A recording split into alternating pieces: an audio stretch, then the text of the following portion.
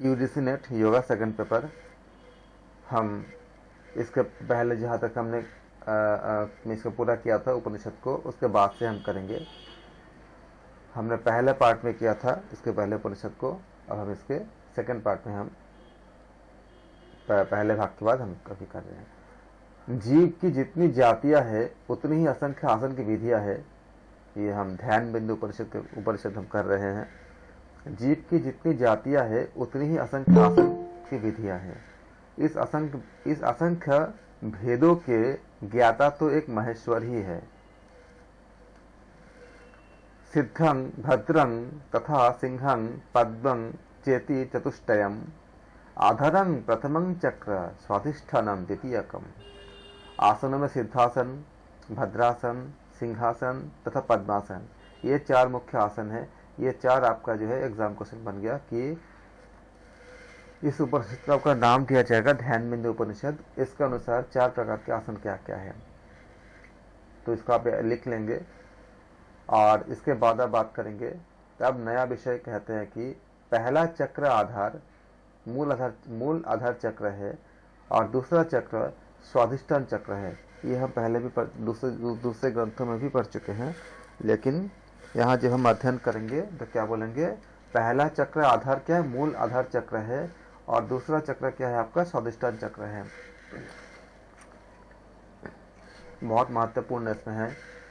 योनि स्थानम तयोमर्थे कामरूपं निगद्यते आधरक्षाये गुदस्थाने पंकजं यज्ञ तदुर्लभम् तमध्ये प्रत्ययत योनिः कामाख्या सिद्धवदिन्ता योनि मध्ये स्थितं लिंग पश्चिमाभिमुखं तथा। इन मूलाधार और स्वाधिष्ठान चक्रों के बीच में कामरूप प्रजनन स्थान कहा गया है। कामरूप प्रजनन स्थान यानी कि रिप्रोडक्शन सिस्टम के बारे में बताया गया है। अभी तो आप खाली उपनिषद में जो जितना हमें एग्जाम के लिए जो करने हैं समय नहीं है, तो खाली इतने करेंगे, लेकिन यहाँ से एनाटॉमी के बहुत पूरा आपका काफ़ी कुछ जुड़ते हैं। खासकर जो है प्रेगनेंसी से संबंधित आपका पूरा रिप्रोडक्शन के बारे में जितने मतलब ऐसे इसके साथ वर्णन है। अगर हम कनेक्ट करेंगे जो पूरी मेडिकल साइंस को या आज के मेडिकल साइंस के भी बहुत ऊपर जाके बात करते हैं। आज के मेडिकल साइंस के पास अगर बच्चा पेट में होता है, अभी तो मानने लगे हैं, अभी कई शोध ऐसा रहा है कि उसको तो मानने लगे हैं, लेकिन पहले ऐसा नहीं था कि बच्चे के अंदर का जो प्रवृत्ति होगा, जो संस्कार होगा या बच्चे का नेचर कैसा होगा, इसको भी हम अलग अलग ग्रंथों में बताया गया है कि आप किस समय जब बच्चे को आप कंसीव करते हो और बच्चे के जब पेट में होते हैं उस समय माता की और पिता की और बाकी सब जो एनवायरनमेंट की कैसे किस तरह के हमें आचरण करना चाहिए कि बच्चे में वो चीज़ डेवलप करे। ये सारे बहुत व्याख्या विस्तार से अभी मेडिकल साइंस धीरे धीरे मान रहा है।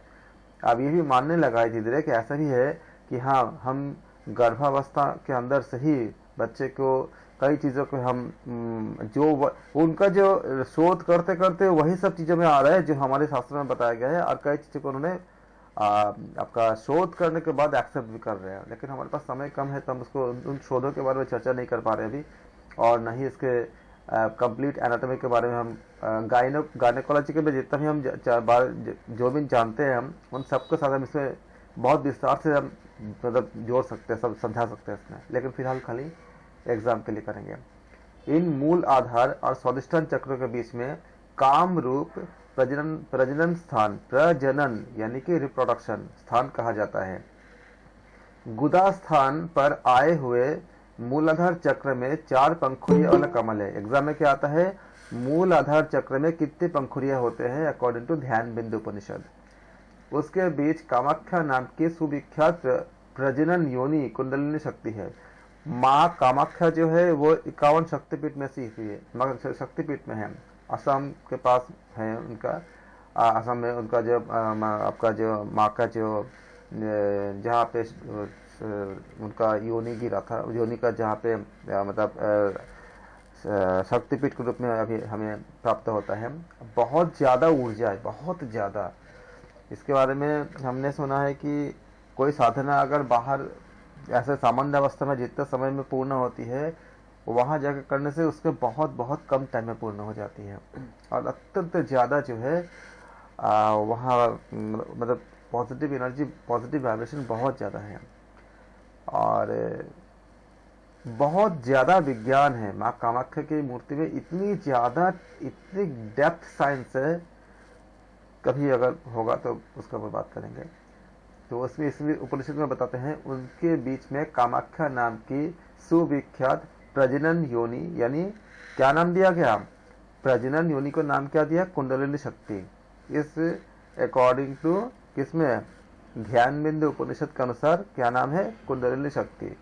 तो इनके नाम को याद रखेंगे। इनके बीच कामाख्या नाम की सुविख्यात प्रजनन योनि का क्या नाम दिया गया? कुंडलिनी शक्ति। वह सिद्ध पुरुषों के द्वारा अभ्यर्थित है। उस योनि के बीच पश्चिम की ओर, दिशा याद रखिएगा, उस योनि के बीच में पश्चिम की ओर प्रत्यागात्मिक लिंग है।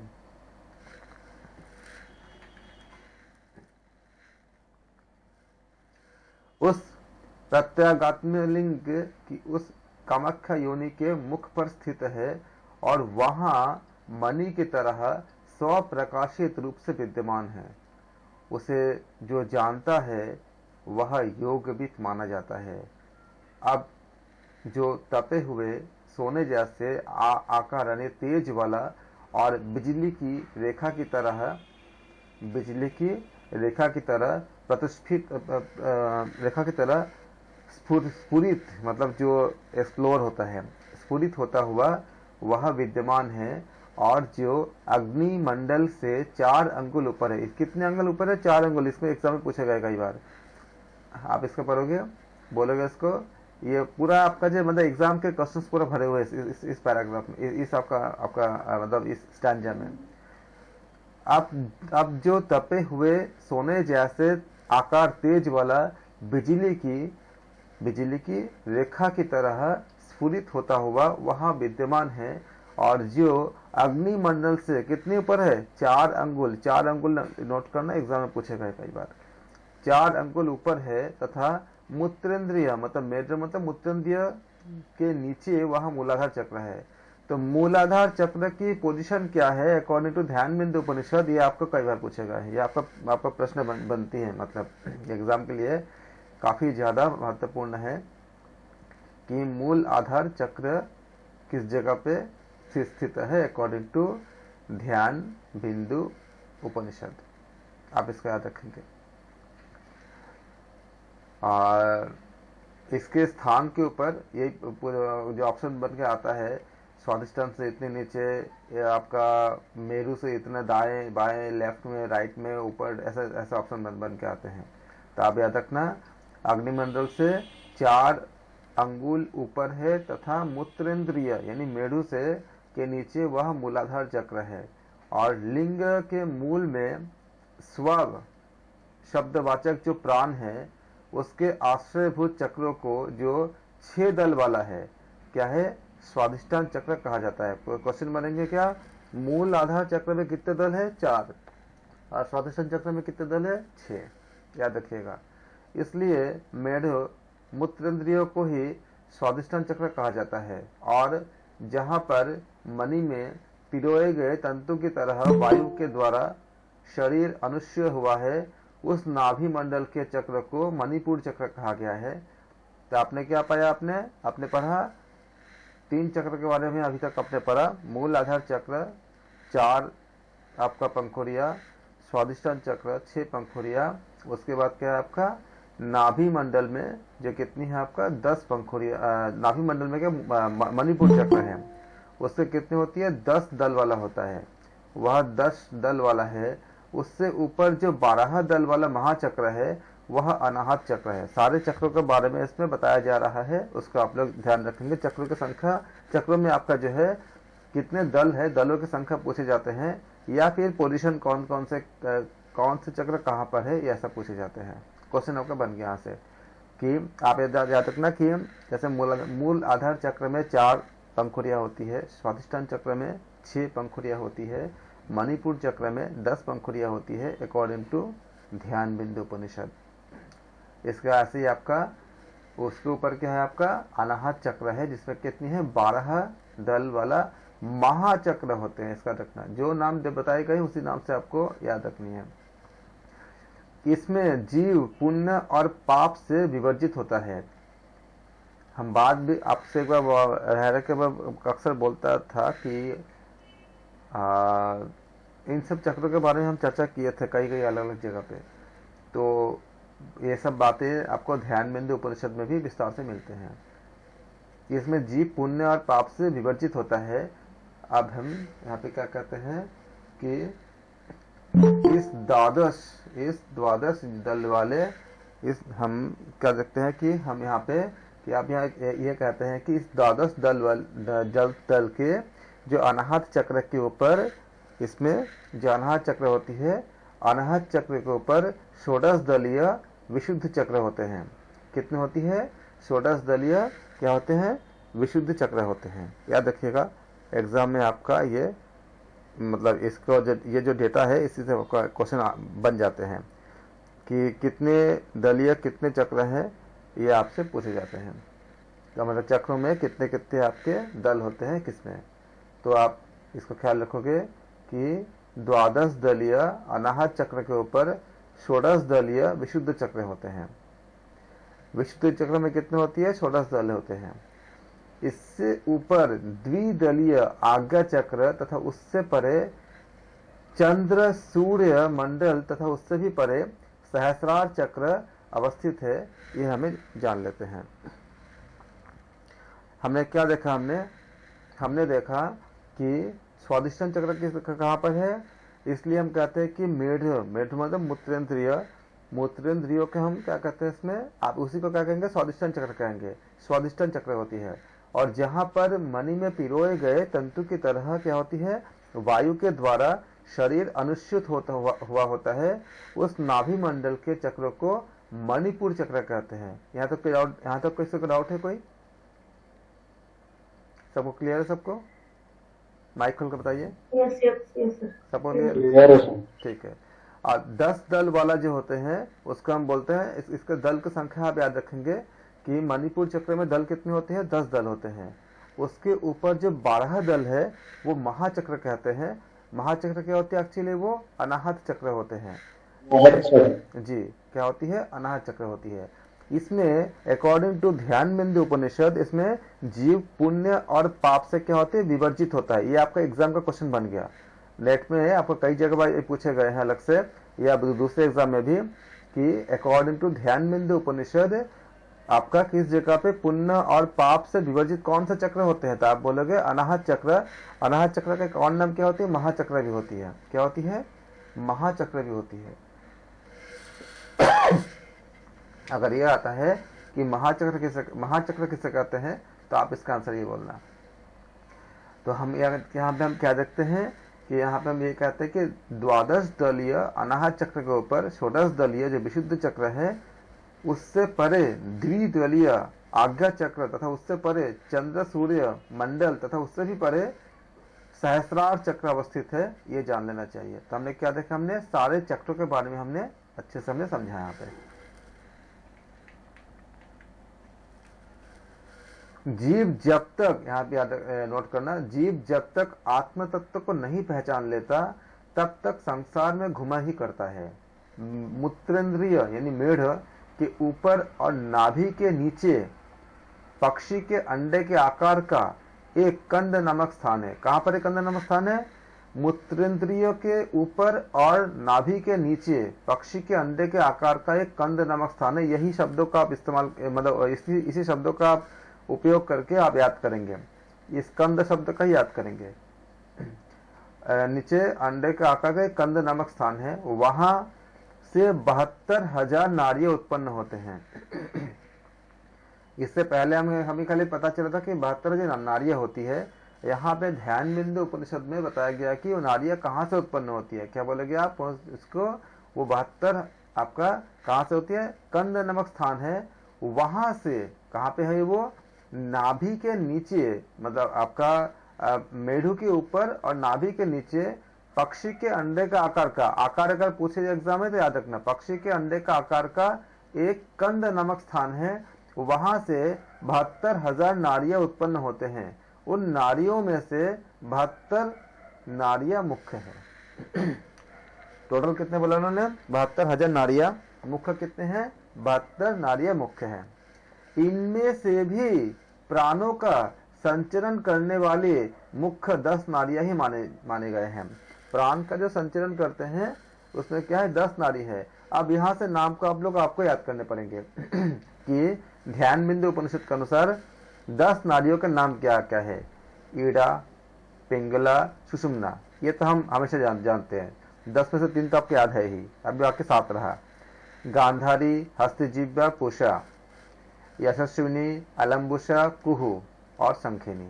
तो 3-3 करके याद कर लेते हैं। ईड़ा, पिंगला, सुषुम्ना, आप लोग माइक ऑफ करके भी बोल सकते हैं मेरे साथ, ये तो आपको याद है ही ऑलरेडी, हमें पता ही पहले से। गांधारी, हस्तजीवा, पूषा, हाँ आप इसको रिपीट कर सकते हैं, गांधारी, हस्तजीवा, पूषा, गांधारी, पूषा, हस्तजीवा, पूषा, गांधारी, हस्तजीवा, पूषा।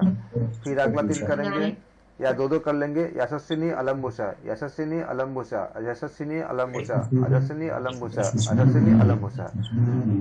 ऐसे आप 5 बार बोलेंगे जी। और फिर कुहू शंखिनी, कुहू शंखिनी, कुहू शंखिनी, कुहू शंखिनी, कुहू शंखिनी।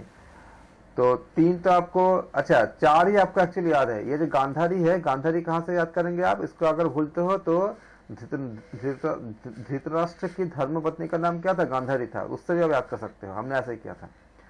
तो आपका क्या हुआ, आपका 4 याद हो गया।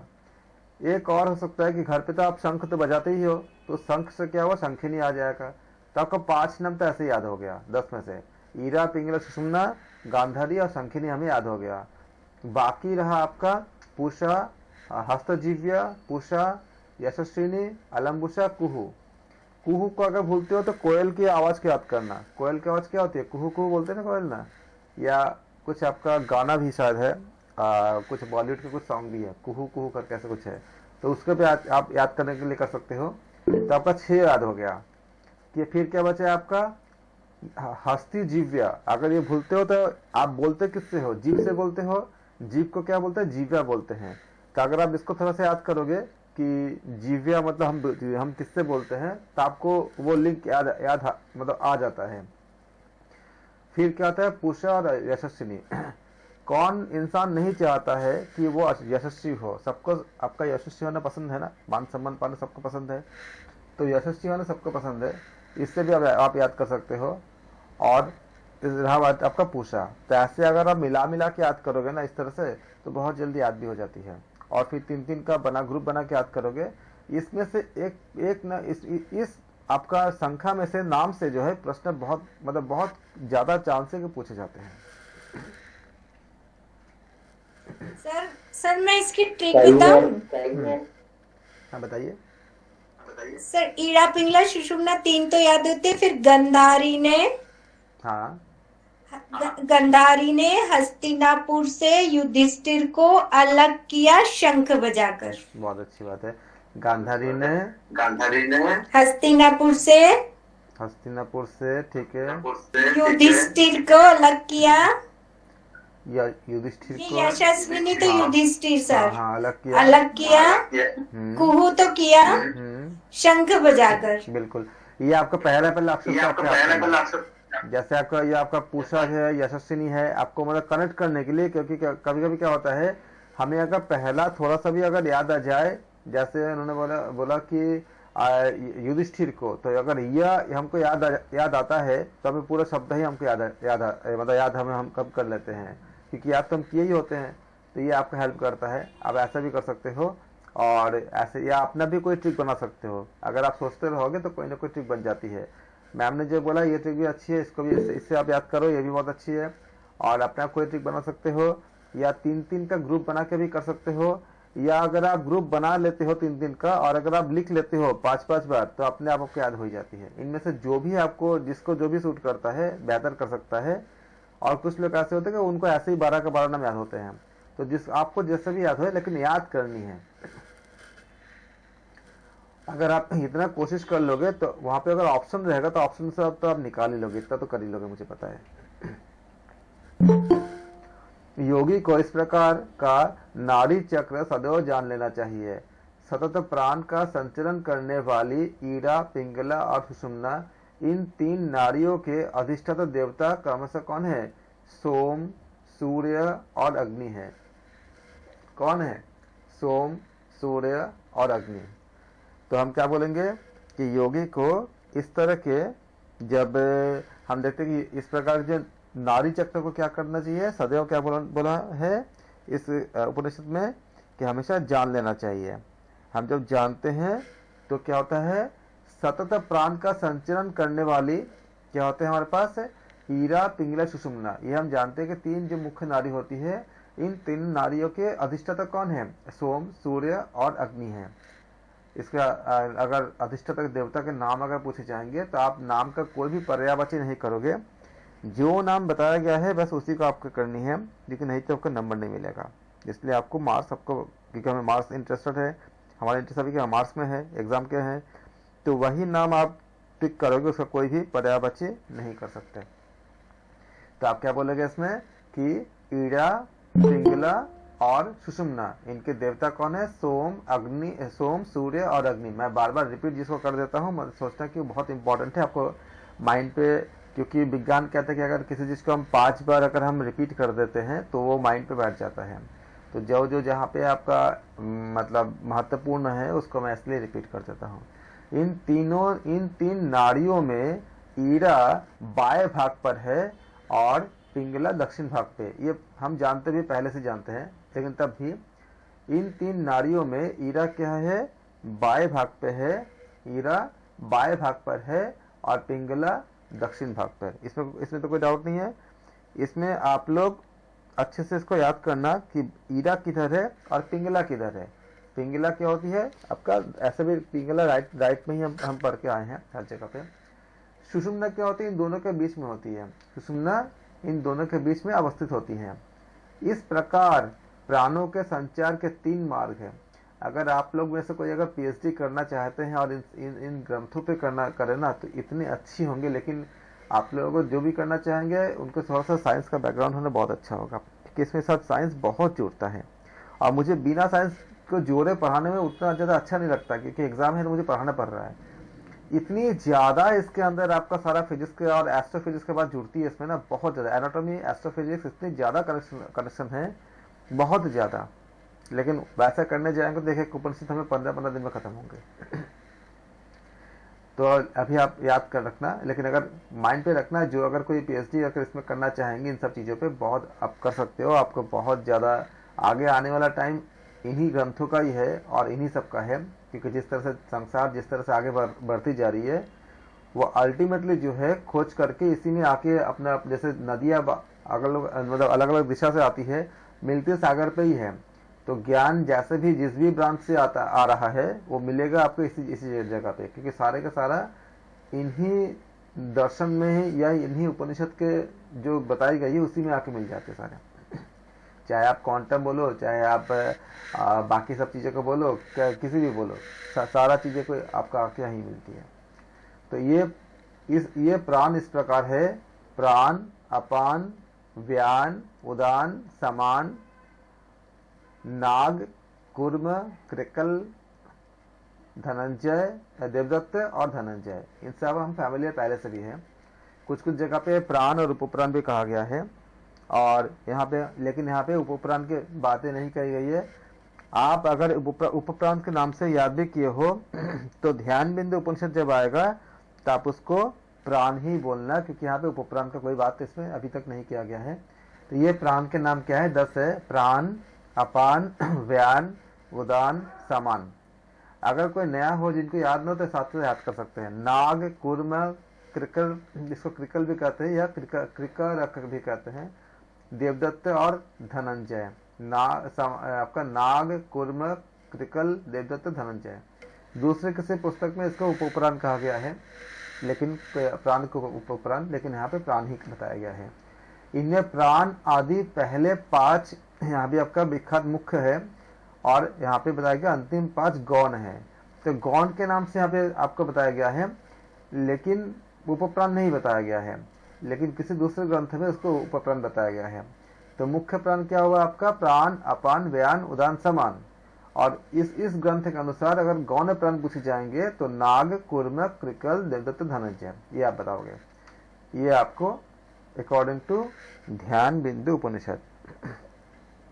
तो आपने देखा कितनी महत्वपूर्ण बात बताई गई इसमें। अब आगे हम बात करते हैं, इन हजारों नारियों में प्राण जीव रूप होकर स्थित होती है। इन हजारों नारियों में प्राण जीव रूप होकर स्थित है। जीव प्राण और अपान के वशवर्ती होकर ऊपर नीचे आया जाया करता है, अर्थात दौड़ता है। इसके संबंध में भगवत गीता में जो बात बताई गई है, कोई कह सकता है? भगवत गीता में बताई गई है, यही बात किस तरह से बताई गई है? प्राण और अपान जब दोनों मिलन होती है तो प्राणापान होती है, अर्थात तो प्राणायाम में आ जाती है। यही इसके बारे में आपको भगवत गीता में इसमें समझाया गया है। किसी को याद है इसके बारे में, जहाँ पे भगवत गीता में बताई गई है प्राण और अपान के बारे में? बताइए। पूरा नहीं याद आ रहा। प्राणापान समाहित नहीं, ऐसे समझाइए कि आपको उसमें क्या बताया गया है। आप तो समझाएंगे सबको, मतलब सबको बहुत इंटरेस्ट जग जाएगा। आप लोग बताइए, मैं तो बताता ही रहता हूँ, आप बताओ। प्राण और अपान का अगर मिलन करेंगे तो वो प्राणायाम होता है, ऐसे बोला है। इतना नहीं बता सकते, लेकिन ऐसा है प्राणायाम का व्याख्या किया है बात। प्राण और अपान, प्राण जो होती है, अपान ऐसे नॉर्मली क्या होता है, निम्न दिशा में जाती है, प्राण ऊर्ध्व में जाती है, लेकिन उसमें क्या है, उल्टा हो जाता है। अपान ऊर्ध्व की तरफ जाता है, प्राण जो प्राण होता है ना, चंद्र नाड़ी वाला जो बताया गया है, ईड़ा वाला, हाँ। उससे जो प्राण होता है वो नीचे की तरफ जाता है ना, तो वो सोमरस वाला जो कहा गया है, नहीं वो नीचे की तरफ जाता है, उससे ऊपर की तरफ। मैं मतलब हाँ, भगवत गीता के अकॉर्डिंग बता रहा हूँ कि प्राण के नॉर्मली क्या होती है, ऊपर की तरफ होती है, अपान नीचे की तरफ होती है। लेकिन जब हम किसी योगी को जब आपका मतलब उनके जब आयाम करने की बारी आती है तो अपान ऊपर की तरफ ऊर्ध्व गति में जाता है, प्राण नीचे की तरफ जाती है, तब दोनों का मिलन हो जाती है, तो प्राण अपान में आपका प्राणापान हो जाता है, जो प्राणायाम हो जाती है। गीता को पढ़ना बहुत अच्छे से बताई गई, इतनी अच्छी समझाई। हाँ, आप पढ़ना, चैप्टर 6 पढ़ना। चैप्टर इसमें आपको बहुत अच्छे से समझाया गया। चैप्टर 6 इसमें कई जगह पार्ट डिवाइड है। चैप्टर 6 को अच्छे से पढ़ना। चैप्टर आपका 4 भी पढ़ना इस पे से अच्छे से। चैप्टर 6, 7, 8 पढ़ोगे ना, उसमें आपको ज्ञान की बातें बहुत मिलेगी, बहुत अच्छे। और चैप्टर 2 पढ़ोगे तो सांख्य योग के बारे में बहुत अच्छे से मिलेंगे। चैप्टर अगर आप 15वां पढ़ोगे तो उसमें आपको मिलेंगे कि जो हम बोलते हैं कि मृत्यु के बाद किस तरह से हमारे शरीर से प्राण जब निकल जाती है तो अगले जन्म में ठीक उसी जगह से कैसे दोबारा स्टार्ट होती है। तो उन्होंने बताया कि चैप्टर 15 में कि जैसे वायु एक जगह से गंध को लेकर दूसरे जगह में शिफ्ट कर देता है, उसी तरह से ये एक शरीर छोड़ के हम खाली दूसरे शरीर में शिफ्ट होते हैं। बाकी सब कुछ कैरी फॉरवर्ड ही होते हैं, लेके चलते हैं। कोई किसी के साथ कुछ ज़्यादा मतलब कम ज़्यादा कोई हिसाब किताब सब करने पड़ते हैं, जिसके साथ भी हम जो भी हमारा कर्म होती है, तो ये पूरे जो आपका जो कर्म फल का जो प्रोसेस होता है, कार्मिक अकाउंट, सब कुछ ठीक वैसे ही है जैसे कि आज आपने कॉलेज में पढ़ाई किया, जहाँ तक पढ़ के आए, कल उसके बाद से पढ़ोगे, ठीक वैसा ही है। थोड़े बहुत आपका क्या होगा, कपड़े चेंज हो सकते हैं, आपका लुक चेंज हो सकता है, लेकिन आप बेसिकली वही रहते हो। नॉलेज आपके पास जितना होता है उसी का आगे बढ़ाते हो। उसी तरह से हमें कर्मा भी हमारा आपका कैरी फॉरवर्ड होता है। मैं बार बार इसलिए बोलता हूँ कि आप लोग गीता पढ़ना शुरू कर दो अपने घरों पे। और कितने लोगों ने शुरू कर दिया?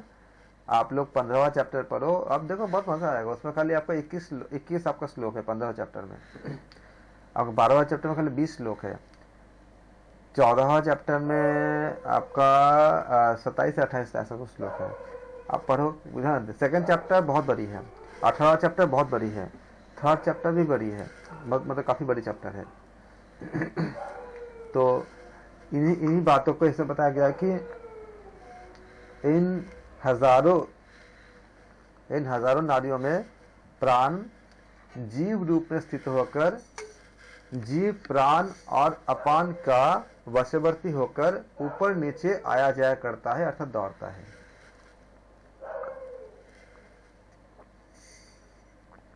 अब अगर हम इसको व्याख्या नहीं करते तो हमें लगता था कि प्राण दौड़ता है, इसका मतलब क्या हुआ, समझ नहीं आता।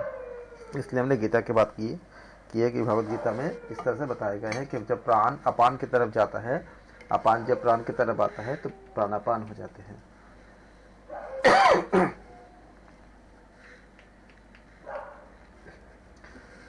यह प्राण शरीर के दाएं बाएं गमन करता है, यह प्राण शरीर के दाएं बाएं गमन करता है, पर चंचल होने से वह दिखाई नहीं देता। जैसे हाथ से उछाली गई गेंद उधर इधर उधर चलायमान होती है, उसी प्रकार प्राण और अपान के द्वारा अपनी अपनी ओर खींचे जाने वाला यह जीव कभी आराम प्राप्त नहीं करता, क्योंकि उसे अपान की ओर से प्राण अपनी ओर खींचता है।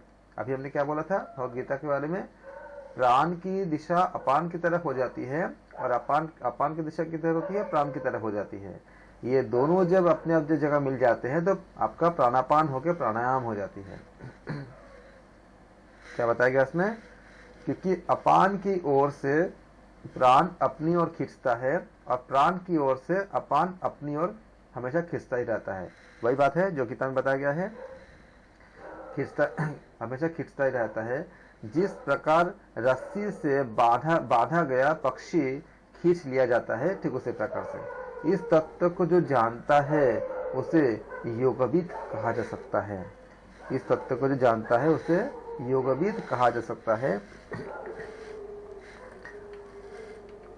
आप जानते हो कितना समय लगता है इतने, इसीलिए हम तो खाली एग्जाम के लिए कर रहे हैं। इसीलिए कहा जाता था कि जो वेद पढ़ने के लिए 4 वेद के लिए 48 ईयर्स का टाइम रखा गया था, और उपनिषद सोचो वेद से आई है, कितनी ज्यादा समय लगता है कि हर एंगल से इसको समझने के लिए। तभी उस समय, जिस समय की बुद्धि बहुत प्रखर होती थी, एक बार आपका सुन के पर की लोगों को पूरा समझ आता था, उस समय बता रहा हूँ, आज का बात नहीं कर रहा हूँ। हमारा प्राण, यहाँ पे आप इसको याद रखोगे, हमारा प्राण हकार जैसे, आप सोहम का नाम सुनिए हो ना, सोहम से संबंध होता है इसमें। हमारा प्राण हकार जैसे उच्चारण से बाहर निकलता है और सकार जैसे उच्चारण से फिर शरीर में प्रवेश करता है। एग्जाम का क्वेश्चन बन गया हकार ह और स से। ये ह और स को मिलाओगे तो क्या बन जाएगा आपका, हंस बन जाता है। इसलिए इसी को हम कहते हैं सोहम, हम जो बोलते हैं। इसलिए ये क्या जीव क्या होता है, सदैव हंस शब्द का एक मंत्र हो की तरह वो ये मंत्र का जापता ही रहता है। और आगे बताते हैं, हमारा प्राण हकार जैसे उच्चारण से बाहर निकलती है। प्रश्न बनाना एग्जाम के, अकॉर्डिंग टू ध्यान बिंदु उपनिषद के अनुसार हमारा प्राण कैसे बाहर निकलती है, हकार जैसे उच्चारण से बाहर निकलती है और सकार जैसे उच्चारण से फिर से शरीर में प्रवेश करता है।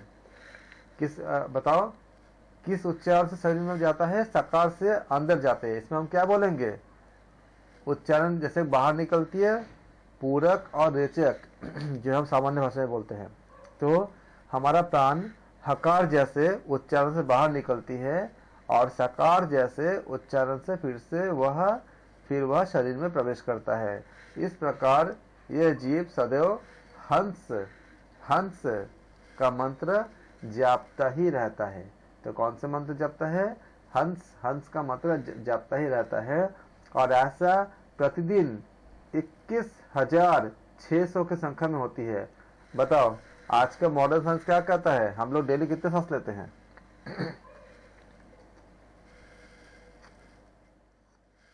इससे अलग कुछ बोलते हैं? यही बोलते हैं ना।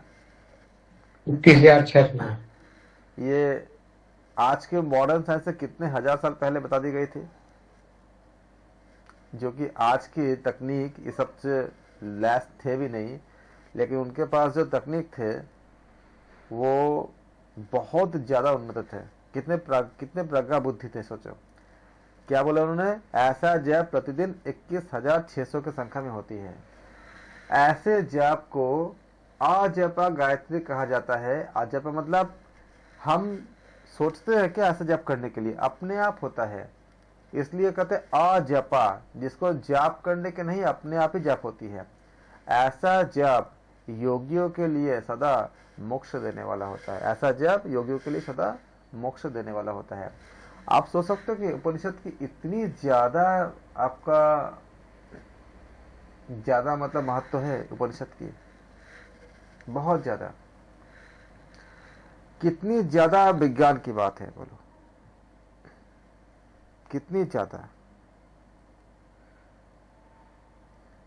ये साइंस हमें कितनी ज्यादा गहरी चीजों को हमें समझाता है, बताता है। ऐसे जाप अजपा गायत्री को, इसको हम कहते हैं, ऐसे जाप को अजपा गायत्री कहा जाता है। अगर अजपा गायत्री किसे कहते हैं, अगर ये पूछे जाते हैं तो आप इसी को बोलना कि हंस हंस मंत्र का जब हम जाप करते हैं, इसको हम कहते हैं अजपा गायत्री अकॉर्डिंग टू ध्यान बिंदु उपनिषद। दूसरे उपनिषद के अकॉर्डिंग नहीं, दूसरे ग्रंथ में कुछ और भी हो सकते हैं, लेकिन अजपा का जाप के बारे में तो बहुत विस्तार से समझाया गया अलग अलग जगह पे। हमारे अजपा जप के बारे में अलग अलग जगह, जैसे श्री राम शर्मा आचार्य जी ने भी बहुत अच्छे से मतलब चीज़ें बताए हैं। आप अगर उनको सुनोगे, जो आधुनिक युग के जो योगी के नाम में उनका नाम बहुत अच्छे से, मतलब बहुत अग्रगण्य आधुनिक युग के योगी है, उन्होंने भी काफ़ी अच्छे से समझाए हैं। तो ऐसे जाप को अजपा गायत्री कहा जाता है। ऐसा जाप योगियों के लिए सदा मोक्ष देने वाला होता है। इस अजपा गायत्री के संकल्प मात्र से मनुष्य पापों से मुक्त हो जाता है। इसके जैसी कोई विद्या, इसके जैसा कोई जप, इसके जैसा कोई पुण्य न अभी तक हुआ है न होगा, जिस मार्ग पर चलकर निरामय विशुद्ध ब्रह्म को प्राप्त किया जा सके। अकॉर्डिंग टू ध्यान बिंदु उपनिषद, अजपा गायत्री के संकल्प मात्र से मनुष्य पापों से मुक्त हो जाते हैं। आप लोग किसी इस ग्रंथ में तो नहीं, लेकिन एक जगह और दूसरी जगह आप अगर आप ऐसे अध्ययन करते जाओगे तो आप पाओगे कि इसके 4 स्टेजेस कहा गई है, बैखुरी, मध्यमा, पश्यंती और परा। ये सामान्य अवस्था से लेकर के एक योगी, महान योगी तक पहुंचने के 4 स्टेजेस है, बैखुरी, मध्यमा, पश्यंती और परा। जिस समय परा में पहुंचते हैं योगी, तो उनको फिर जाप करने की आवश्यकता नहीं होती है। उनके हर एक शरीर के अंग से जाप अपने आप होती रहती है। इसलिए उसको कहा जाता है अजपा, जो जपते नहीं है, अपने आप ही होती रहती है। नाम अपने आप चलता रहता है पूरा। उनके एक एक रोम से नाम शब्द का मतलब नाम की ध्वनि आती है, प्रभु के नाम की ध्वनि आती है। ऐसे योगी जहाँ खाली बैठ भी जाते हैं, उसके बहुत दूर दूर तक लोगों को इतनी शांति मिलती है, इतनी शांति मिलती है। खाली सामान्य मनुष्य ही नहीं, ऐसे योगी जन जहाँ रहते हैं उनके आसपास के जितना वातावरण है बहुत शुद्ध हो जाता है।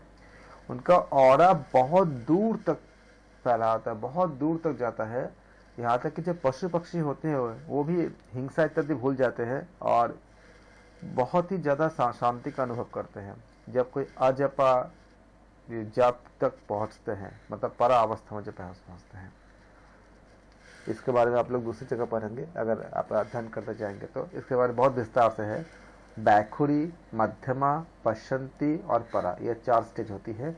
बैखुरी स्टेज वो होती है जो मेरे जैसे इंसानों के लिए जो बैठने का मन नहीं करता है, बस खाली बैठे हैं, मतलब चित्त एकाग्र नहीं होता, लेकिन बैठे हुए हैं, बस मंदिर में गए या कहीं पे गए, बैठे हैं, चित्त लग नहीं रहा है, इसको हम बैखुरी कहते हैं। बैखुरी में रहते रहते रहते रहते रहते रहते फिर क्या होती है, मध्यमा, थोड़ा थोड़ा नाम जप में थोड़ा सा रुचि आने लगती है और हमें नाम के महिमा का जो आनंद है आने लगती है। ये होते हैं वैखुरी, फिर मध्यमा। उसके बाद जो नाम चलती रहती है, हम नाम जप करते हैं, अंदर एक बहुत ज्यादा कश्मकश युद्ध चलता रहता है। उसके बाद का स्टेज होती है आपका वैखुरी, मध्यमा, और फिर आता है आपका पश्चंती। उसके बाद जो परम योगी हो जाते हैं फिर उनको परा में जाते हैं। तो इसको यहाँ पे खाली बताया कि परा के बारे में बताया गया है कि इस परा में जो क्या होती है आपका अजपा जप, मतलब जाप करने के जैसे आप सांस लेते हो पता नहीं चलता कब आपने सांस ले लिया, वैसे जाप चलती रहती है, पता नहीं चलता कि जाप कब हो रही है, लेकिन जाप हर एक शरीर के हर एक हिस्से से जाप होती रहती है। इस अजपा गायत्री के संकल्प मात्र से मनुष्य पापों से मुक्त हो जाता है। इसके जैसी कोई विद्या इसके जैसा कोई जाप, इसके जैसा कोई पुण्य न अभी तक हुआ है न होगा। क्योंकि जब उस योगी के हर अंग से खाली प्रभु का नाम जप हो रही है, हर रोम गुप्त से प्रभु का नाम जप हो रहा है, शरीर के उसका कोई हिस्सा बचा ही नहीं जहां से नाम जप नहीं हो रहा है, तो उसके बाद कुछ बचता ही नहीं उसके, मतलब और कुछ। और जो योगी उस लेवल तक पहुंच जाते हैं तो वो वास्तव में निरामय शुद्ध ब्रह्म को ही प्राप्त कर लेते हैं। उसके बाद उनका जो शरीर जो है वो एक निवास स्थान की तरह रहता है, कोई वो नहीं रहता, जब तक प्रभु बोले तब तक ठीक है। उसके बाद उनको मृत्यु से न तो कोई डर लगता है, क्योंकि जैसे एक निवास स्थान की तरह है। उसके बाद उनका स्टेज जो है मतलब मोक्ष, मतलब ब्रह्म का प्राप्त करने का स्टेज होती है जब वो शरीर को त्याग करते हैं। उस समय हम बोलते कि उन्होंने शरीर रख दिए, शरीर का त्याग किया। बहिर्योग के द्वारा क्या बताते हैं, बहिर्योग के द्वारा जागृत की जाने वाली वह परमेश्वरी कौन है, कुंडलिनी शक्ति। यहाँ देखो कुंडलिनी शक्ति के और नाम क्या है, परमेश्वरी। उस द्वार मार्ग को अपने मुंह से आच्छादित कर स्थित है। आप इसको बहुत महत्वपूर्ण है, इसका याद रखना। उस द्वार मार्ग को अपने मुंह से आच्छादित कर स्थित है, अर्थात वह सोई हुई अवस्था में है। वह जब बहिर्योग से जागृत की जाती है तब मन और प्राण वायु के साथ सुषुम्ना मार्ग से क्या होती है, ऊर्ध्वगमन करती है। और जैसे सुई धागे को अपने साथ ले जाती है, वैसे ही वह शक्ति भी मन और प्राण को अपने साथ लेकर क्या करते हैं वो। इसको याद रखना कि सुई धागे का एग्जाम्पल दिया गया था कि अपने साथ लेकर क्या करता है, लेकर ही वो ऊपर बढ़ती है। योगी जन मुक्ति द्वार को कुंडलिनी शक्ति द्वारा उसी प्रकार खोल देते हैं जैसे चाबी से ताला खोलकर प्रयत्न पूर्वक दरवाजा खोल दिया जाता है। बहिर्योग के द्वारा जागृत की जाने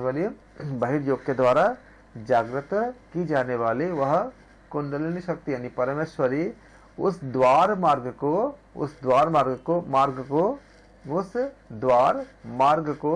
अपने मुंह से आच्छादित कर, ये शब्दों क्या रखेंगे, अपने मुंह से आच्छादित कर स्थित है। कैसे स्थित है, वो सोई हुई अवस्था में है, यानी अपने मुख से आच्छादित कर वो स्थित है। जब बहिर्योग से जागृत की जाती है तब मन और प्राण वायु के साथ सुषुम्ना के मार्ग से ऊर्ध्वगमन करती है। किस मार्ग से जाती है, सुषुम्ना के मार्ग से ऊर्ध्वगमन करती है। और जैसे सुई धागे को अपने साथ ले जाती है, वैसे ही वह शक्ति भी मन और प्राण को अपने साथ लेकर कहाँ जाती है, ऊपर की तरफ जाती है, यानी ऊपर बढ़ती है। योगी जन मुक्ति द्वार को कुंडलिनी शक्ति द्वारा उसी प्रकार खोल देते हैं जैसे चाबी से ताला खोलकर प्रयत्न पूर्वक कोशिश करके दरवाजे को खोल देते हैं।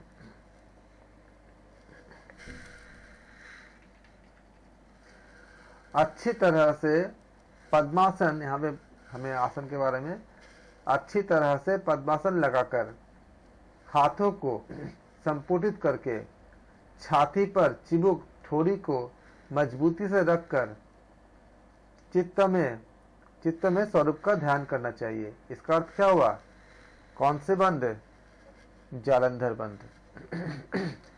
अच्छी तरह से पद्मासन लगाकर हाथों को संपुटित करके छाती पर चिबुक यानी ठोड़ी को मजबूती से रखकर चित्त में स्वरूप का ध्यान करना चाहिए। ध्यान करते समय बार बार नीचे की अपान वायु को ऊपर लाना चाहिए तथा पूरित वायु को बाहर छोड़ना चाहिए। क्या बताया गया? उसी बात को जो हमने भगवत गीता के हमने जो चर्चा किया था अभी। आप देखो कि भगवत गीता में हम तो जो लोग ऐसा भी पहले गीता पढ़ते हैं, अगर इन बातों को ध्यान बिना दिए खाली ऐसा पढ़ लेते हैं तो हम उसको समझ नहीं पाते, खाली हम रीडिंग कर लेते हैं। अब आप लोग जब पढ़ोगे भगवत गीता को तो आप इसको अच्छे से समझ के पढ़ोगे तो बहुत अच्छा लगेगा।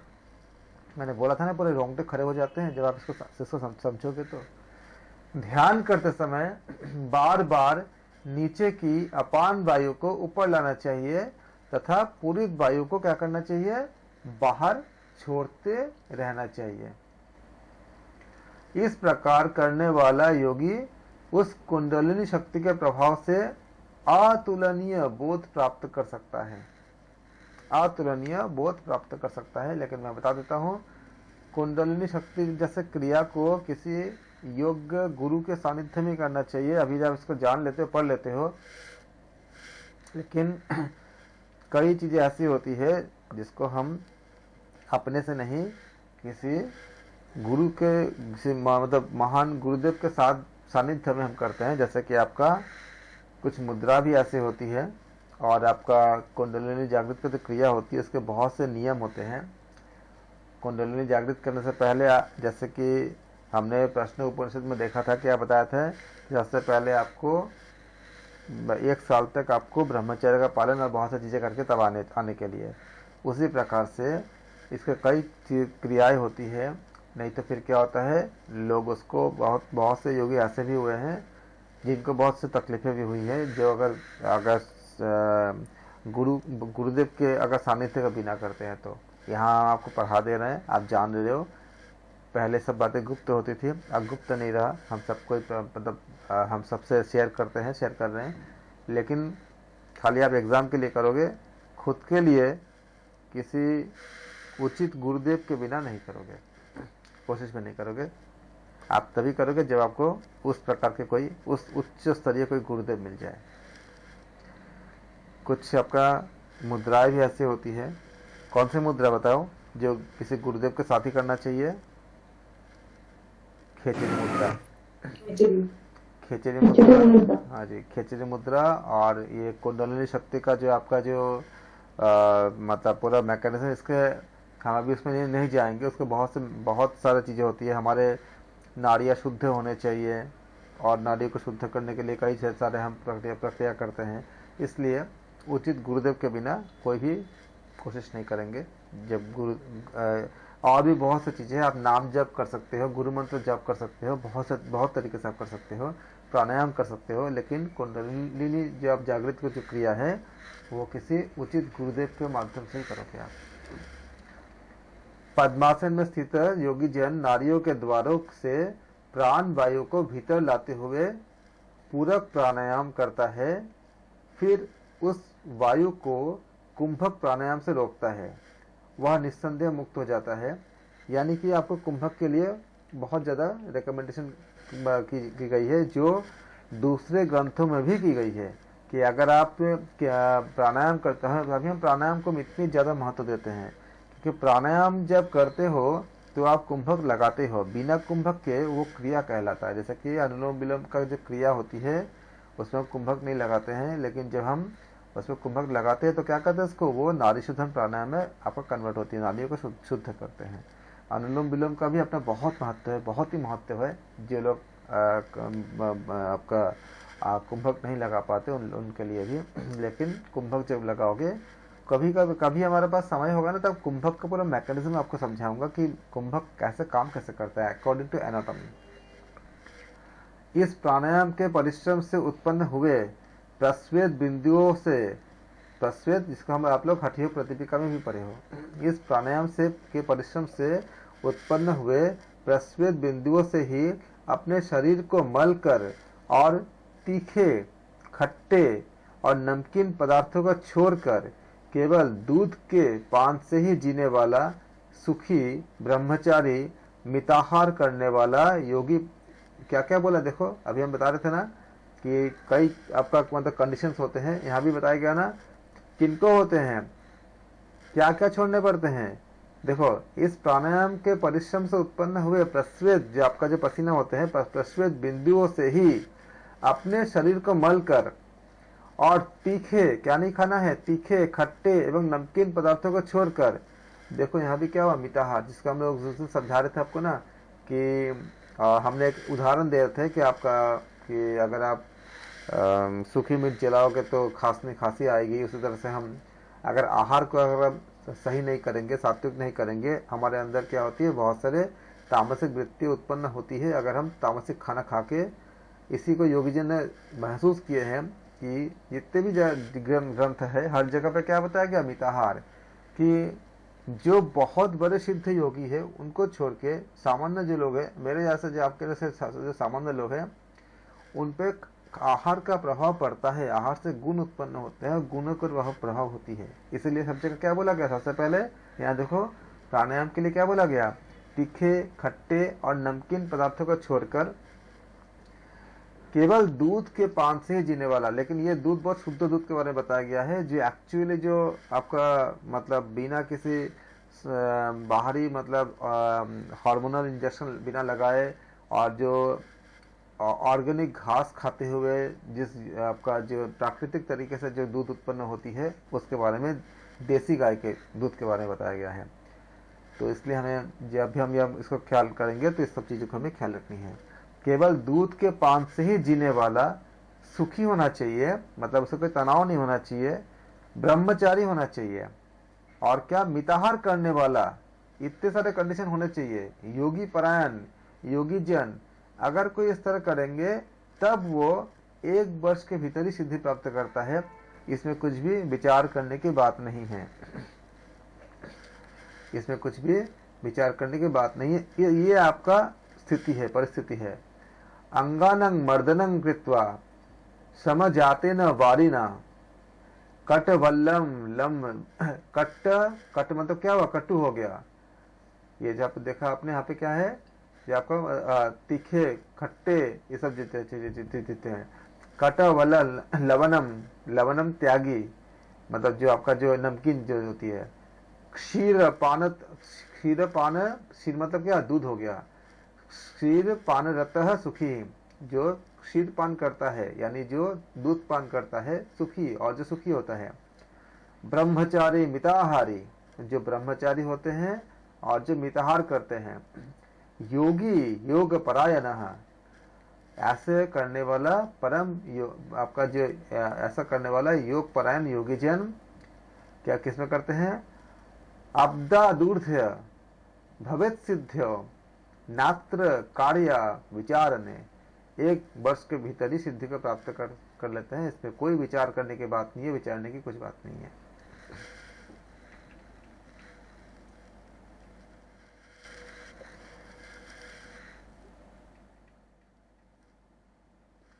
कंध प्रदेश से ऊपर के भाग में जिसकी कुंडलिनी शक्ति स्थित होती है, वह योगी सिद्धि के योग्य है।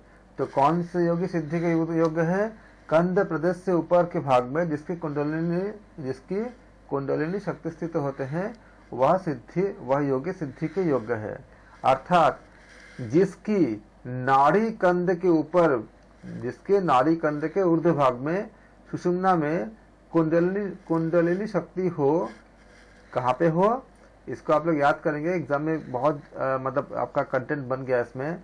कंध प्रदेश के ऊपर के भाग में जिसकी कुंडलिनी शक्ति स्थित है, और वह योगी सिद्ध के, वह योगी सिद्धि के योग्य है।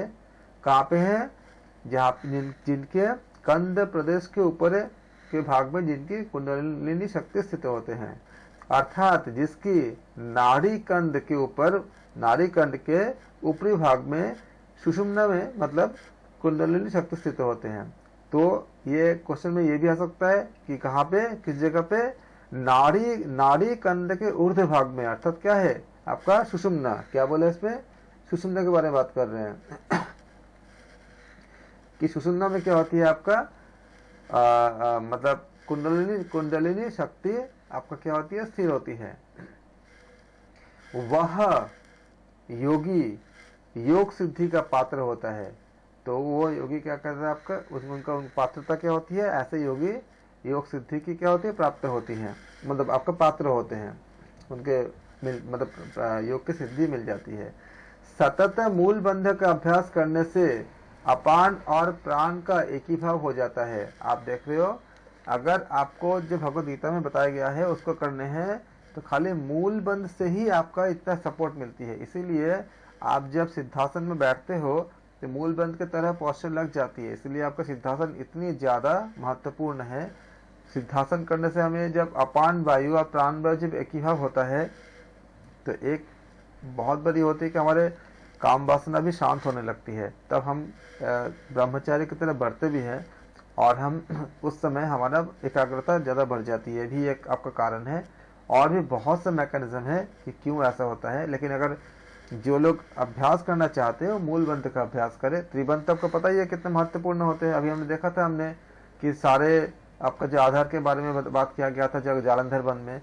लेकिन जिन लोगों का सर्वाइकल वगैरह है तो जालंधर बंध अगर नहीं लगाएंगे, उनको दिक्कत है किसी को किसी वजह से, तो मूल बंध तो आप कर सकते हो। मूल बंध से आपको बहुत सारे आपका जो नीचे का पार्ट का मतलब बॉडी के नाभि के नीचे का जो हिस्सा होते हैं, खासकर जो आपका ओल्ड एज में थोड़ा सा ज़्यादा होती है। इसके अलावा जो रिप्रोडक्शन से संबंधित जो बीमारियां होती है उससे आपको काफ़ी हद तक मतलब आपको मतलब रिलीफ मिलती है और मूल बंध लगाने से। और इसमें बताया गया कि लगातार जो मूल बंध का अभ्यास करते हैं तो सतत मूल बंध का अभ्यास करने से अपान और प्राण का एक ही भाव हो जाता है। इस बात को मैं जगह इतना जोर दिया हूँ, मतलब इसमें से एग्जाम के आने के बहुत चांस होते हैं, इसका ख्याल रखना। और अकॉर्डिंग टू आपका ध्यान बिंदु उपनिषद, इससे क्या होती है? मल मूत्र का क्षय हो जाने से बूढ़ा भी क्या होता है? जवान हो जाता है। अब बोले ये बात आपने और कहाँ पढ़ा था? याद बताओ कहीं और पढ़ा था आपने? हठयोग के किसी ग्रंथ में पढ़ा था आपने? गोरख संहिता कई और ग्रंथ में भी वहाँ भी बताया गया। इसमें मल मूत्र का क्षय हो जाने से बूढ़ा भी क्या होता है। लेकिन इसका मतलब ये नहीं कि एक दिन में हो जाएंगे। कंटिन्यू अगर अभ्यास करते जाएंगे तो करते करते करते करते आपका हो जाता है, उस तरह आपका मतलब जाता है। अगर जिसके जीवन में जितनी कम रहेगा ऑब्स्टिकल्स, उतने जल्दी उनके योग का परिणाम मिलती है। और जितने ज़्यादा होती है उनको थोड़ा सा उनको समय लगता है नाड़ियों को शुद्ध करके तब चीज़ों को आगे बढ़ने, मतलब सब चीज़ों को आगे बढ़ते हैं। ठीक है, फिर उसमें हम जब अभ्यास करने जाते हैं तो बहुत से चंचलता हमें करने देता नहीं है। इन सब चीज़ों से हम फाइट करते हैं। एड़ी से योनि को दबाकर गुदा को संकुचित करना चाहिए और अपान वायु को ऊपर खींचना चाहिए। इस क्रिया को मूल बंध कहते हैं, आप लोग जानते भी हो।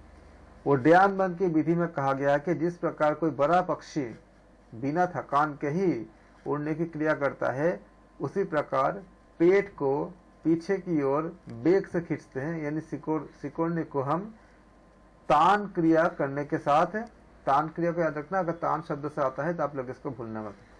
नाभि को ऊपर की तरफ खींचना चाहिए। इसको उड्डयन बंध हम कहते हैं, इसको हम जानते भी अच्छे से। तीनों बंध के बारे में हमें पे बात की गई है। यह पूर्वोक्त उड्डयन बंध मृत्यु रूपी हाथी के लिए सिंह का जैसा नाशक होता है। यह आपका कई बार पूछा भी गया है, बहुत महत्वपूर्ण ये लाइन है। यह पूर्वोक्त उड्डयन बंध मृत्यु रूपी हाथी के लिए सिंह के जैसा नाशक होता है। और अन्य एक जो बंध है शिरो यानी नभोजात अर्थात सहस्रार रूपी आकाश में विद्यमान तथा नीचे जाने वाले सर्वरोग हर कफ जल को बांध देता है, सुखा देता है, उसे जालंधर बंध कहते हैं। घिरण संहिता में ऐसा कुछ बातें आपने पढ़ा है, इस तरह के कुछ बातें? हठप्रदीपिका में है ये मृत्यु रूपी हाथी के लिए सिंह जैसे नाच। नहीं, ये जो आपने मतलब ये जो हम बात कर रहे हैं कि अन्य आपका जो शिरो नाभि मतलब जात अर्थात सहस्रार रूपी आकाश में विद्यमान तथा नीचे जाने वाले सर्वरोग हर कफ जल को बांध देता है, उसे जालंधर बंध कहते हैं। ये जो बांध देने वाली बात जो है यहाँ पे उसमें व्याख्या में जाओगे तो व्याख्या में मिलता है थोड़ा बहुत, लेकिन डायरेक्टली अगर इसमें नहीं है आपका जो यहाँ पे आपका पृथ्वी अग्नि वायु जल आकाश के बारे में जो व्याख्या की गई है, उस व्याख्या में एक जगह आपको इसका हालांकि बहुत ही डायरेक्टली तो नहीं है, लेकिन कुछ हद तक आपको मतलब उसी तरफ लेके जाता है, लेकिन डायरेक्टली तो नहीं है उसमें भी। इस बंध से कर्म बंध और पाप जन्य दुख का नाश होता है। तो अगर हम इसीलिए हमें अक्सर ये देखोगे, मैंने इस चीज़ को नोटिस किया बहुत ज़्यादा, और आप लोग भी देखोगे कि जैसे क्लास में ऐसे होते हैं कि अगर आप योगा क्लास में आप ज्वाइन करते हो और अगर कोई लंबे क्लास करते हो, जैसे कि 1 साल का 2 साल का कोर्स करते हो, तो इंसानों में बदलाव आ जाता है।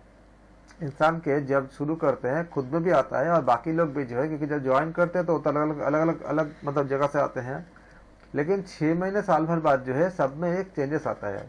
और उस बात को वो लोग मतलब जो कैंडिडेट है वो खुद ही बोलते हैं कि मेरे में ये चेंजेस आए हैं। यहाँ तक कि चेंजेस 1 महीने में ही आना शुरू होता है, क्योंकि जब शुरुआत से हमें क्या बंद वगैरह हमें लगवाया जाता है, हमें बताया जाता है। तो जब हम ऐसा करते रहते हैं और 1-1.5 महीने बाद जो है अभ्यास करते करते करते करते वो चीज़ें धीरे धीरे शुरू होती है, तो हमारे मतलब इफेक्ट हमारे बॉडी पे आती है और आना शुरू होता है। और तब हमको अपने आप क्या होती है, इस बंध से कर्मबंध और पाप जन्य दुखों का नाश होता है। जब दुखों का नाश होता है तो अपने आप ही माइंड ये कैलकुलेट कर लेता है कि हमारा दुख का नाश कैसे हुआ, भले आपको समझ ना आए, दिमाग उसको मतलब भाप लेता है, सोल उसको भाप लेता है, और उसको पता चलता है कि जो हमने बंध लगाया था, जो हमने मुद्रा किए थे या जो हमने आसन किए थे या जो हमने योग की जो भी चीज़ हमने किया हमने उससे हुआ है। तो धीरे धीरे उससे वो जुड़ जाता है, फिर वो एक छोटा कोर्स करने आता है, फिर बड़ा कोर्स करने लगता है, फिर धीरे धीरे योगी बनने की तरफ आगे बढ़ते हैं। ये मैंने नोटिस किया लोगों में, और ये इसलिए जो बताई जाती है, भले ही इसमें ऐसा बात बताया गया कि नाश हो जाता है, लेकिन नाश कब होता है, 1 दिन में नहीं होता, वो समय लगता है करते करते, लेकिन ये होता है। और जिन लोगों को मैं इसलिए बता रहा हूँ लोगों को, आप सबको, कि आप सब भी जानो और खुद पे भी अप्लाई करो, और थोड़ा धैर्य रखना कि तुरंत मतलब रिजल्ट मिल ही जाएगा, उसको थोड़ा समय लग सकता है, लेकिन ये होता है। ये पाप जन्य जो दुख है, जैसे हम लोग महर्षि पतंजलि भी कहते हैं, तो भोगना तो पड़ती ही है उसका, आपका अगर कर्म फल है तो, लेकिन उस दुखों का नाश होता है। नाश होने का कई अर्थ होती है, या तो आपका कर्माशय से ही आपका डिलीट हो जाता है, या फिर वो दुख अगर होता भी है तो उसका आपका जो अनुभव आपका पॉजिटिव हो जाता है। जैसे अगर दुख में लिखा होगा कि आपको खाना नहीं मिलेगा, तो आपको इंस्पायर करेगा कि आज हम व्रत कर लेते हैं, आप मतलब उपवास कर लेते हैं। तो व्रत से क्या होती है, खाना तो आप नहीं खाते, लेकिन एनर्जी मिलती है, घटती नहीं है बॉडी से, बहुत उसकी सकारात्मक होती है। उस तरह से क्या हुआ, मतलब आपका दुखों का नाश ही होता है, क्योंकि उसमें आकाश सत्य की प्राप्ति होती है। आप लोग जानते हो ना, जब हम जब उपवास करते हैं उस समय आकाश सत्य की प्राप्ति होती है। इस बंध से क्या होती है, आपका कर्मबंध और पाप जन्य दुखों का नाश होता है। किस तरह से होती है, इस तरह से, और भी इसका कोई मैकेनिज्म होती है कि हमें दुखों का नाश कैसे होती है। चाहे आपको कर्मफल, कभी कभी ऐसा होता है कि कर्मफल पूरा डिलीट हो जाती है, और कभी कभी ऐसा होता है कि कर्मफल भोगने पड़ते हैं, लेकिन उसका परिणाम जो है वो पक्ष में हो जाता है। पक्ष में मतलब क्या हुआ कि जो भी हमें कर्मफल उस समय भोगना होता है वो हमें ईश्वर की तरफ लेके ही जाता है। अगर दुख भी होता है तो उस दुख से क्या वैराग्य प्राप्त हो जाती है। वैराग्य से क्या होती है, ऐसा वैराग्य प्राप्त होती है कि जो हम जो मोहमाया में फंसे होते हैं उससे हमें कोई झटका मार के कोई बाहर निकल लाता है। तो दुख तो भोगते हैं, लेकिन उसमें जो परिणाम होता है वो वैराग्य की तरफ ले जाता है। तो क्या हुआ, ये दुखों का नाश ही तो हुआ। अगर आपके अंदर अगर वैराग्य की उत्पत्ति होती है, ये प्रभु की तरफ जाने की इच्छा उत्पन्न होती है, तो वो इच्छा क्या करता है, इससे हमें सुख का अनुभव होता है। तो हमने भोग तो किया, लेकिन क्या हुआ, वो हमें सुख की तरफ ले गए। इसलिए कहते हैं ना कि बहुत कीमती होती है वो दुख जो हमें हरि की तरफ लेके जाता है। और आप जानते भी हो कि बड़े बड़े जो योगी सन्यासियों का अपने जीवन परिचय सर से आप लोग पढ़ रहे हो, आप लोग देखे हो, आप लोग महसूस भी करते हो कि बहुत योगी ऐसे हुए हैं जो बहुत विख्यात योगी हैं, लेकिन पहले उनको बहुत बड़ा कोई दुख था। उस दुख से निवृत्ति पाने के लिए उन्होंने योग की तरफ आगे बढ़े और फिर योग के ही होके रह गए। इसलिए कहते हैं कि इसमें पाप जन्य दुखों का नाश होता है। और दुखों का नाश करने का जितने तरीके हैं, क्योंकि खाली अनुवाद करने से क्या होता है कि कभी कभी आप लोगों को लगता है कि होता कैसे है, तो ये इस तरह से बहुत सारे मैकेनिज्म है, होता है जिनको हमें कर्म का होगा। इसी को भगवद गीता में बताया गया है कि जो गीता पाठ कंटिन्यू करते रहते हैं वो प्रारब्ध का भोग करते हैं। अगर जो भी उनका जिसका जो प्रारब्ध है वो भोग तो करता जाएगा, लेकिन तब भी उसको उसके जो कोई मतलब उसको हानि नहीं होता। उसको उसके पास एक मतलब एक बंधु की तरह एक औरा रहता है जो उसको रक्षा करता रहता है। यानी क्या होगा कि भले ही उसको दुख अगर होता भी होगा तो दुख के every action has equal and opposite reaction. तो रिएक्शन में अगर आपका सात्विकता मिलेगा तो वैराग्य की तरफ ले जाएगा, और अगर तामसिकता मिलेगा तो आपको फिर वो गंदे गंदे रास्ते में लेके जा सकता है वो। इसलिए उसका प्रतिक्रिया किस तरफ होगा ये आपको सुख या दुख को परिभाषित कर देता है कि अगर हमें किसी दुख का सामना करना पड़ता है, उस दुख का सामना करने का जो प्रतिक्रिया होता है वो प्रतिक्रिया अगर नकारात्मक होगा तो हम डिप्रेशन में चले जाते हैं, अगर सकारात्मक होता है तो हम वैराग्य की तरफ चले जाते हैं। और इस वैराग्य को पाने के लिए न जाने कितने योगी कितने समय तक आपका तपस्या करते हैं कि हमें उस वैराग्य मिल जाए। इस तरह से पाप जन्य दुखों का नाश होता है। जालंधर बंद करते समय कंठ को सिकोड़ा जाता है, जिससे क्या होती है, वायु की गति रुक जाती है और अमृत के अग्नि में गिरने की संभावना नहीं रहती, जिसका आप लोग खेचरी मुद्रा में भी पढ़े हो कि अमृत लगातार क्या होती है, हमें प्राप्त होती है, लेकिन अग्नि में गिरने से क्या होती है, नष्ट हो जाती है। तो किस समय आपका रुकती है, जब हम इस पे जालंधर बंद लगाते हैं। तो ये आपको एग्जाम में आ सकता है कि अमृत आपका कैसे बच सकती है अकॉर्डिंग टू ध्यान बिंदु उपनिषद। आप बोलोगे कि जालंधर बंद से ऐसा होता है। अब इसके बाद खेचरी मुद्रा कहते हैं। जीभ को उल्टा कर कपाल के कुहर में प्रविष्ट किया जाता है और अपनी दृष्टि को दोनों भौहों के बीच में स्थिर किया जाता है। और ये क्वेश्चन शायद हम पिछली बार किए भी थे कि दृष्टि कहाँ स्थिर करते हैं, दोनों भौहों के बीच में या नासिका में, या किस तरह कैसे ऑप्शन होते हैं। तो क्या करोगे आप, अकॉर्डिंग टू ध्यान बिंदु उपनिषद कहाँ रखते हैं, दोनों भौहों के बीच में रखते हैं। इस खेचरी मुद्रा के स्थिर हो जाने से निद्रा एवं भूख प्यास नहीं सताती है और किसी पीड़ा या रोग तथा मृत्यु का भय भी नहीं होता। लेकिन वही बात, किसी योग गुरुदेव के बिना आप इसको कभी अभ्यास नहीं करेंगे। इस खेचरी मुद्रा को जो जानता है वह कभी मूर्छित नहीं होता। इसको याद करेंगे, अकॉर्डिंग टू ध्यान बिंदु उपनिषद जो खेचरी मुद्रा को जानता है वो मूर्छित नहीं होता, एग्जाम में आ सकता है।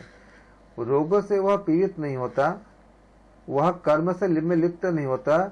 जिसको खेचरी मुद्रा सिद्ध होता है उसे काल बांध नहीं सकता। लंबे अरसे तक उसका चित्त आकाश में विहार कर सकता है, क्योंकि उसकी जीव अंतरिक्ष गामिनी हो जाती है। किधर होती है, अंतरिक्ष गामिनी हो जाती है। ये आप डेटा को लिख लेना लाइन बाय लाइन एग्जैक्टली, कि जिसको खेचरी मुद्रा सिद्ध होती है उसे कौन नहीं बांध सकता, काल नहीं बांध सकता, समय के बंधन से वो बाहर है। लंबे अरसे तक उसका चित्त कहाँ रहती है, आकाश में विहार करता रहता है, क्योंकि उसका जीव क्या होती है, अंतरिक्ष गामिनी हो जाता है। क्या होता है वो, उनका जीव अंतरिक्ष गामिनी हो जाती है। इसलिए तो यह खेचरी मुद्रा सिद्धों के लिए भी वंदनीय है। किसके लिए है, सिद्धों के लिए भी वंदनीय है। इस खेचरी मुद्रा के द्वारा जिसने लंबिका यानी क्या हुआ, अंतर्जीव्या से भी आगे विवर माने तालु को अवरुद्ध कर दिया है, ऐसे मनुष्य का कामिनी आलिंगन करने पर भी वीर्य बिंदु स्खलित नहीं होता, और जब तक शरीर में वीर्य रहता है तब तक मृत्यु का भय भी कहाँ से हो सकता है। इस बात को हम लोग दूसरे जगह भी हमने अध्ययन किया था कि जब खिचड़ी मुद्रा के जो सिद्ध हो जाते हैं तो ऐसे योगियों के लिए इसमें कहा गया था कि उनका बिंदु यानी शुक्र का जो है वो उनका स्खलित नहीं होता है। हठयोग प्रतिपिका में भी शायद बताया इसमें आपको, हाँ उसमें भी आपको हाँ जी पूरा खिचड़ी मुद्रा के ऊपर हाँ अच्छे से समझाया गया था इसमें, और बताया गया इसमें कि किस तरह से बिंदु का स्खलित न होने से रोका जाता है। लेकिन ये सारी चीजें एक बहुत ही सिद्ध मतलब लेवल की मतलब उपलब्धि है। शुरुआत में ये कोई कोशिश नहीं करेंगे बिना किसी गुरुदेव के, इसलिए तो खिचड़ी मुद्रा सिद्धों के लिए भी वंदनीय है। इस खिचड़ी मुद्रा के द्वारा जिसने लंबिका यानी अंतर जिह्वा से भी आगे विवर तालु को अवरुद्ध कर दिया है, ऐसे मनुष्य को कामिनी के आलिंगन करने पर भी वीर्य बिंदु स्खलित नहीं होता, और जब तक शरीर में वीर्य रहता है तब तक मृत्यु का भय भी कहाँ हो सकता है।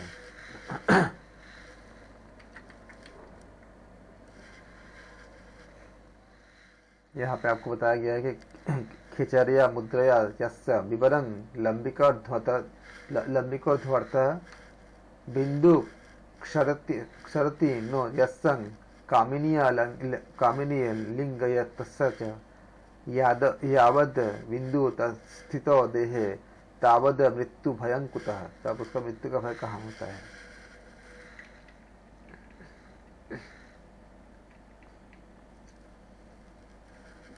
इसको नभु मुद्रा भी कहते हैं, इसका नाम याद रखना। यह नभु मुद्रा खिचड़ी को कहते हैं, इसमें जहाँ बद्ध यानी आपका जहाँ बद्ध मतलब आपका बद्ध रहता है वहां तक तो वीर्य बिंदु का स्खलन नहीं होता, तथापि यदि कहीं वह वीर्य बिंदु गिर जाती है और योनि में चला भी जाए तो हठपूर्वक बलात् उस योनि मंडल से पुनः शक्ति द्वारा ऊपर खींच लिया जाता है। ये आपका और कहाँ बताया गया है इस बात को।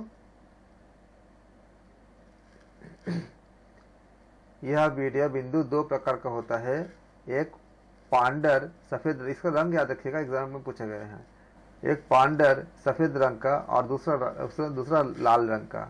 पांडर जो होता है सफेद वर्ण वाले को शुक्र कहते हैं और लाल रंग वाले को महारज कहा जाता है। मूंगे के सदृश, ये मूंगे का नाम याद रखिएगा, इसमें पूछा गया था कई बार।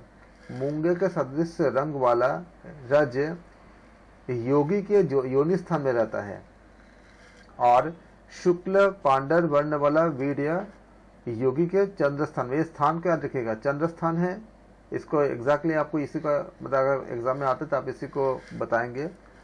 और मूंगे के सदृश इसको आप याद रखेंगे, रंग वाला रज योगी के योनि स्थान में रहता है और शुक्ल मतलब पांडर मतलब वर्ण वाला वीर्य योगी के चंद्र स्थान में रहता है। उन दोनों का एक होना बहुत दुष्कर होता है। जो शुक्ल बिंदु है वह शिव है, तो शुक्ल बिंदु को क्या कहा गया है, क्या कहा बताया गया है, अकॉर्डिंग टू ध्यान बिंदु उपनिषद शिव, और जो रज है वह शक्ति है, वीर्य ही चंद्र है। आपको पूरा जो पैराग्राफ है ना पूरा एग्जाम के लिए बहुत महत्वपूर्ण है। इसमें वीर्य क्या कहा गया, चंद्र किसे कहते हैं, चंद्र आपका वीर्य है, रज ही सूर्य है, इसका आप याद रखेंगे। तो हमने इसके पहले इस बात को आपके हठयोग प्रतिपिका में भी बताया गया था और इसके बारे में वहाँ पे इस अलग अलग प्रकाशन के जो बुक है उसमें अलग अलग बातें बताई गई थी। अगर आप हठयोग प्रतिपिका को उसका अगर देखोगे, चौखंबा वाला बुक देखोगे तो उसमें एक बात बताई गई है। अगर आप इसमें मुंगेर का जो आपका जो बिहार का जो बुक है उसको देखोगे तो उसमें थोड़ी सी अलग बताई गई है, जहाँ पे आपका इसी बात को समझाया गया है। लेकिन वहां पे जो बातें बताई गई है, ये मुंगेर वाले की बुक में ये बात नहीं बताई गई है। ये जो बातें यहाँ बताई गई है, ये किससे मैच करता है, कौन से बुक से मैच करता है, बताओ कौन से बुक से मैच करता है, किस पब्लिकेशन की बुक से? वहां पे एक आपका मतलब कंट्रडिक्शन होती है कि सही कौन सा है। तो इसलिए बता रहा हूँ कि सही कौन सा है, क्योंकि यही बात आपका कहाँ बताई जा रही है, उपनिषद में ही बताई जा रही है। तो आपका जो मुंगेर के बुक में, उसमें आपका मतलब स्त्री और पुरुष दो को नहीं बताया गया, उसमें एक को ही बताया गया था। और जबकि जो आपका जो चौखंबा वाले पब्लिकेशन का बुक में जो है, उसमें आपको दो बताया गया है, मतलब स्त्री और पुरुष दोनों का अलग अलग बताया गया है। और यही प्रोसेस जो है यहाँ पे हम देखा हमने कि आपका ध्यान बिंदु उपनिषद में भी यही बताया गया है। यानी कि अगर ध्यान बिंदु उपनिषद भी अगर यही बात बता रहे हैं और चौखंबा वाले भी अगर ये बात बता रहे हैं, तो हम ज़्यादा क्या है आपका लॉजिकल क्या बनता है, जो चौखंबा वाले बुक में जो बताया गया है वो ज़्यादा लॉजिकल बनता है, क्योंकि ये दो अलग अलग ग्रंथ हैं जिनके रचयिता अलग अलग है, लेकिन बात दोनों में क्या सेम है।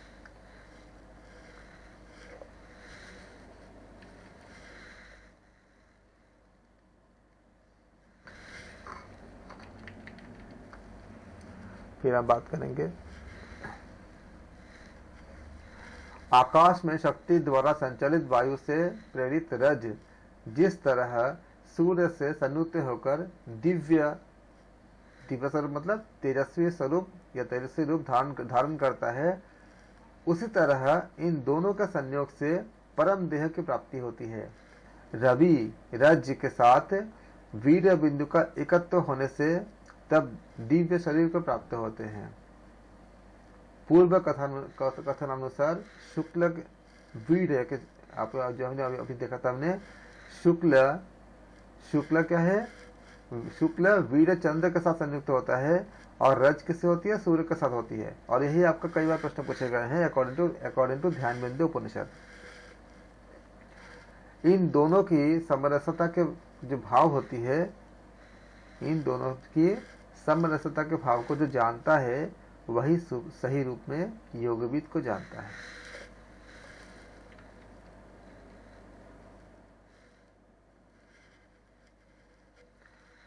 महामुद्रा उसे कहा गया है जो कि मल के जालों का शोधन करती हो। अब यहाँ से आपके याद रखना एग्जाम में, अगर महामुद्रा अकॉर्डिंग टू ध्यान बिंदु उपनिषद क्या है। महामुद्रा उसे कहा गया है जो मल के जालों का शोधन करती हो, जो चंद्र और सूर्य का मेल करती हो, जो वात क्या क्या पहले बात का क्या था, महामुद्रा किसे कहते हैं, जो मलों के जालों का शोधन करती हो, पहला लाइन में लिख लीजिएगा। जो चंद्र और सूर्य का मेल करती हो, ये आपका दूसरे में लिख लीजिएगा। जो वात पित्त और कफ का अच्छी तरह से शोषण करता हो, देखो आयुर्वेद के बारे में यहाँ भी बताया गया ना, तीसरे में आप लिख लीजिएगा। महामुद्रा की इन विधि में इस प्रकार है, वक्षस्थल को थोड़ी से दबाकर तथा बाई एड़ी से योनिस्थल को दबाकर दोनों हाथों से हम क्या करते हैं, दोनों हाथों से फैलाए गए दाहिने पैर को पकड़कर दोनों कोखों को वायु से भरकर कुंभक करने के बाद धीरे धीरे सांस को बाहर निकलना चाहिए। योगियों ने इसे पातक नाशिनी महामुद्रा का नाम दिया। जिन लोगों ने हठयोग प्रतिपिका को अच्छे से पढ़ा है उनके लिए तो नया नहीं है ना, वहां भी पढ़ा आपने महामुद्रा महावेद। तो आपको यह आपका जिनका हठयोग प्रतिपिका आपने जिन्होंने अच्छे से किए हैं उनके लिए काफी आसान है, क्योंकि चीजें रिपीट ही है इसमें। अब आत्मा के संबंध में विवेचना करता हूँ। हृदय प्रदेश के 8 पंखुड़ी वाला कमल, इसमें याद रखना हृदय प्रदेश में कहते हैं 8 पंखुड़ी वाला कमल अकॉर्डिंग टू ध्यान बिंदु उपनिषद। इसके मध्य में रेखा वलय बनाकर ज्योति रूप जीवात्मा अनुमात्र में स्वरूप में निवास करता है। आज आप बोलोगे कि डाल्टन ने एटम ये सब चीजों के बारे में बोले हैं। अनुमात्र, अनु शब्द किसके, अनु को इंग्लिश में क्या बोलेंगे, मॉलिक्यूल बोलते हैं ना अणु को। तो अणु, परमाणु, एटम्स, इसके बारे में कितने पहले सारा चीजों के बारे में पता था। अणु मतलब आपका मॉलिक्यूल होती है, इंग्लिश में बोलते मॉलिक्यूल कहते हैं। तो क्या इसको आधुनिक विज्ञान के वैज्ञानिकों ने बोला, या उन्होंने, वो सब उपनिषद में बहुत आपका शोध करते हैं? ऐसा भी तो हो सकता है कि उपनिषद से पढ़ के उन्होंने फिर बता दिया, क्योंकि कई साइंटिस्ट ऐसे मान चुके हैं कि उन्होंने वेदांत को पढ़ने के बाद, हाइजेनबर्ग नाम के जो साइंटिस्ट थे, आप लोगों में से कोई अगर साइंस के विद्यार्थी होंगे जानते होंगे, हाइजेनबर्ग का है अनसर्टेनिटी प्रिंसिपल। उन्होंने बताया भी था कि मैंने वेदांत के अध्ययन के समय मुझे ये मिले मुझे। तो आप देख रहे हो कि अणु का उल्लेख कितने हजार साल पुराने हमारे उपनिषद में ऑलरेडी मौजूद है। तो हृदय प्रदेश में अगर ये बात सत्य है, तो ये सब सारी बातें सत्य है जो आगे आने वाली शोध पे आपको मिलेंगे, तब आप बोलोगे हाँ हमारे तो उपनिषद में ऐसा बताई गई है। हृदय प्रदेश में 8 पंखुड़ी वाला कमल है। इसके मध्य में रेखा वलय बनाकर ज्योतिर्रूप जीवात्मा अनुमात्र स्वरूप में निवास करता है। वह सर्वज्ञाता, सर्वकर्ता, सब कुछ उसी में प्रतिष्ठित रहता है।